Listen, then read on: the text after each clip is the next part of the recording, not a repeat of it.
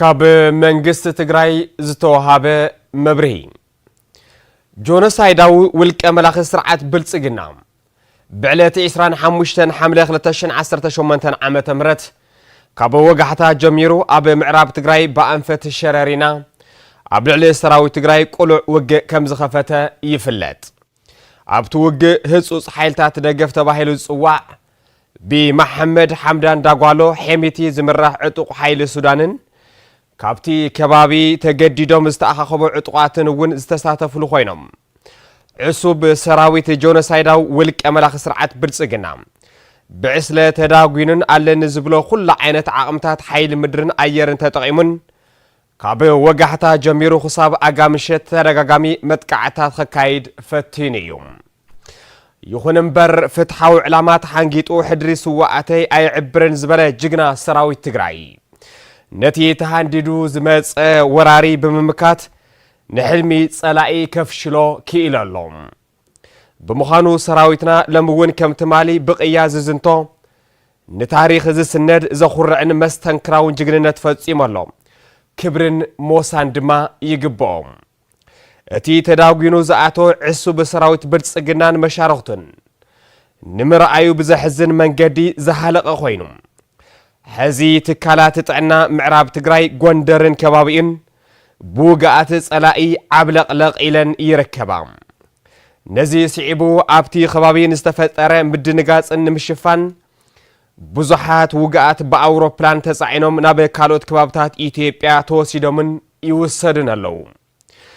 ብልጽግና ንህዝቢ ትግራይ እንተየብረሰ ፈጺሙ ክድቅስ ኣይኽእልን። ብምዃኑ ትማሊ ዝፈተኖ ብዕስለ ዝተሰነየ ወራር ኣብ ዝኾነ እዋን ብዝኾነ ኣንፈት ክቕጽለሉ ከም ዝኾነ ከጠራጥር ኣይኽእልን። ህዝቢ ትግራይ ድማ ህልውን እንድሕንነትን ሉዓላውነትን መሰል ዓርሰ ውሳኑን ናይ ምውሓስ ሕጋውን ተፈጥሮአውን መሰል ኣለዎም። ስለዚ ኣብ መንጎ ምብራስን ምህላውን ኣብ ዝካየድ ግጥም ዓወት ናይ መን ምዃኑ ዓለማዊ ተመክሮ ኾነ ናይ ባዕልና ታሪኽ ህያው ምስክር እዩ። ክብርን መጎስን ንጀጋኑ ስዋዓትና ዘበት ንብሔራዊ ብርሰት ብሔራዊ ክልላዊ መንግስት ትግራይ መቐለ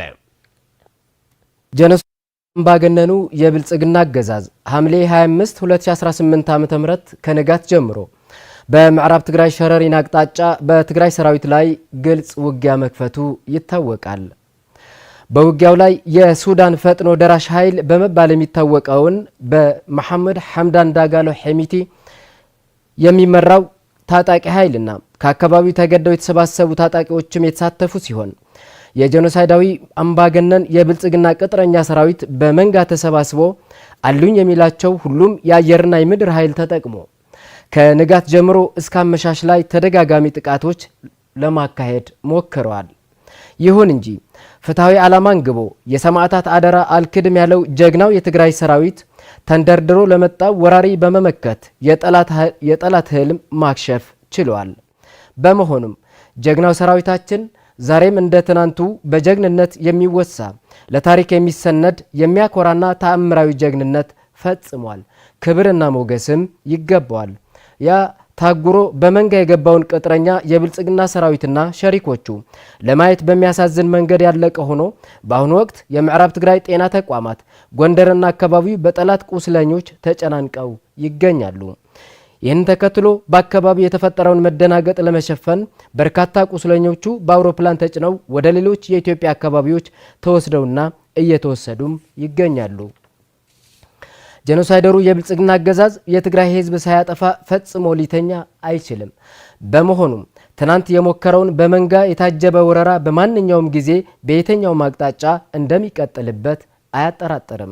የትግራይ ህዝብ ደግሞ ህልውናውና ደህንነቱ ሉዓላዊነቱና ራስን በራስ የመወሰን መብቱ የማረጋገጥ ህጋዊና ተፈጥሯዊ መብት አለው። ስለዚህ በመጥፋትና በመኖር መካከል በሚካሄደው ፊልሚያ ድል የማን እንደሆነ ዓለማዊ ተሞክሮም ሆነ የራሳችን ታሪክ ህያው ምስክር ነው። ክብርና ሞገስ ለጀግኖች ሰማዕታት፣ እምቢ ለብሔራዊ እልቂት። የትግራይ ብሔራዊ ክልላዊ መንግስት ሐምሌ 26 2018 ዓ.ም መቀለ